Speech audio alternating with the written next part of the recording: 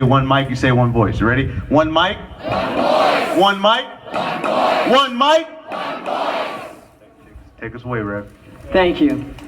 I appreciate that, but you know, with a preacher, I like a couple of amens every now and then. Amen, amen, amen. So, good evening. And I am so deeply moved and proud to be here. As I was walking here, I thought to myself, just how many marches have I done in my life? And I thought about the words of a woman, Mother Pollard, who belonged to the Reverend Dr. Martin Luther King Jr.'s church. She would always give him words of encouragement. And during the Montgomery bus boycott, she was interviewed. She was an elderly woman. And they were asking her, well, how can you keep walking? Don't your feet hurt? And she said, oh yeah. She said, my feet is tired, but my soul is resting. And that's how I feel now. And it's so good not to march and to walk alone. I'm also a professional cultural diversity trainer, and I've done more training in the past 3 weeks. I think, used to be you couldn't give this stuff away. And the hunger now, and to see it called out, to actually see signs, yes, that say Black Lives Matter, but to also see signs that say white silence is complicity. And that's what I see. And that's my hope as I look around this world and I hear these calls, Black Lives Matter, Black Lives Matter. What I'm really seeing on the news is a lot of people, and many of them white, saying white supremacy's got to go. Put that on your sign. I was asked to put Juneteenth into context. And I won't take long, but I can't give you the Juneteenth speech that I know is given a lot of places about us rejoicing that slavery ended. Because that's not the truth. It's just not the truth. So, listen up. It may mess with some of your realities and the stories that you might have been told in your history classes. But if you doubt any word that I am saying, just go look it up. And I am not known to be one to read from notes, but just to make sure that I don't misquote anything, I want to read the exact words. So there are a few myths that have to be debunked. One, in order to understand Juneteenth, one is that we fought the Civil War to end slavery. Myth number one. Myth number two, that the proclamation, that the Emancipation Proclamation freed the slaves. Myth number three, that the 13th Amendment ended slavery. None are true. It is true that we fought the Civil War to stop the spread of slavery, but that's very different. We fought it because in the Missouri Compromise, all the West was about to open up.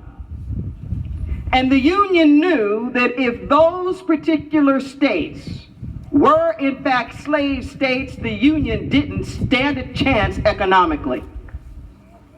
Just breathe that in for a moment. We did not fight the Civil War to end slavery, and I will give you Abraham Lincoln's exact words that he wrote in a letter to Horace Greeley for the New York Tribune. He said, "My paramount objective is this: the struggle to save the Union, and it is not either to save or destroy slavery. If I could save the Union without freeing any slave, I would do it. And And if I could save it by freeing all of the slaves, I would do it. And if I could save it by freeing some and leaving others alone, I would do that too. What I do about slavery and the colored race, I do because I believe it helps to save the Union. Period. End of report. The Emancipation Proclamation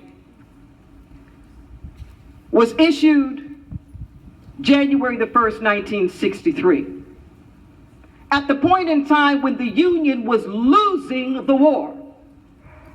It was issued at the point in time when Western European nations like Germany and France were about to recognize the Confederacy as a legitimate nation and start to enter into trade agreements with them. That would have put the Union in very deep doo-doo, because all of the goods were coming up from the South. The cotton, the tobacco, the things for the mills and the factories of the North. The Emancipation Proclamation did not free the slaves. Very explicitly, and it even says as a matter of military expediency, what Abraham Lincoln did was declared free all of the slaves in the territories that were rebel. Not all the slaves. If your state was not rebelling against the Union, you got to keep your slaves.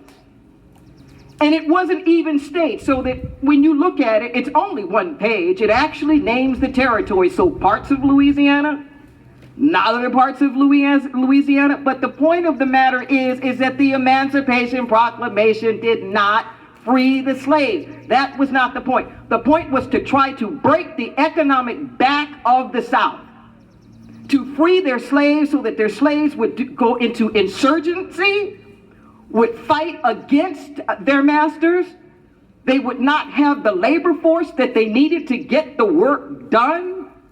It was a political tactic, no more and no less. It was not about a moral issue. It left everybody else intact in slavery. Breathe that in. So where Juneteenth comes along is that 2.5 years at the end of the Civil War ended in May 1865. So in June 19th, 1865, the slaves in Texas finally got told that they had been freed. 2.5 years later, when the Union Army rolls in and informs them of that, June 19th, which we have come to call Juneteenth. Too many people associate Juneteenth with the ending of slavery. This is not true.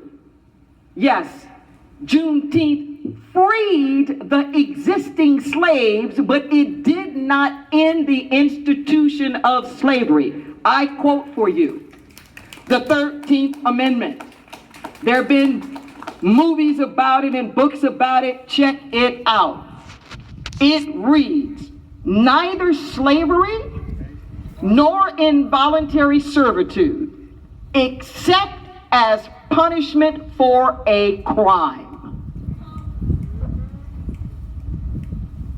It leaves it intact as an institution to still be there as punishment for a crime. Not even a big crime, just any old crime.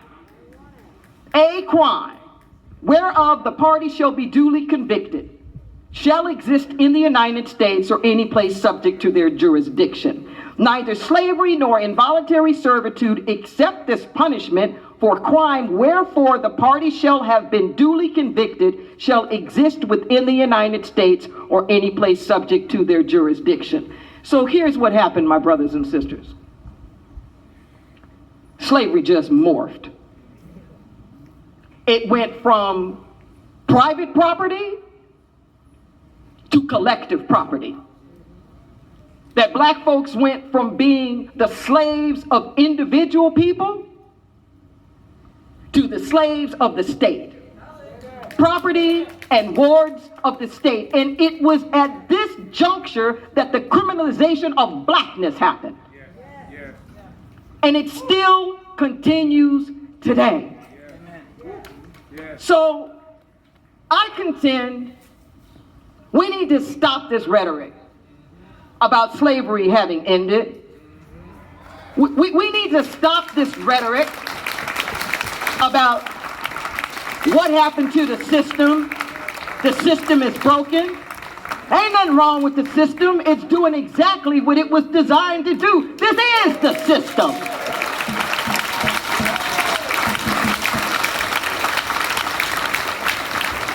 Let's take off the rose-colored glasses.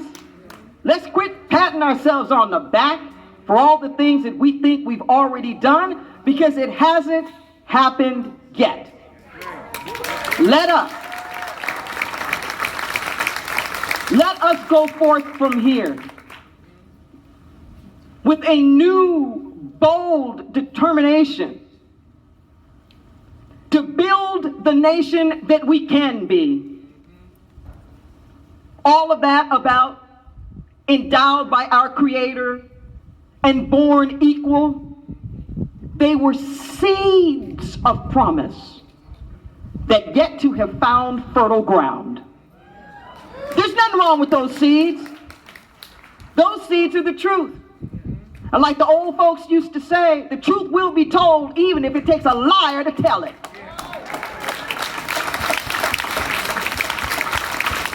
Don't give up on the seeds and the dreams just because the people who wrote it weren't smart enough or had the capacity to bring it into fruition. That's ours to do.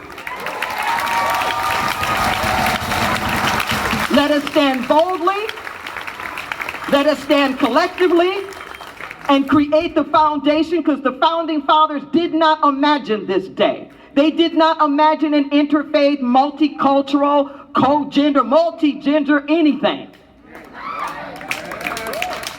But this is the America we want.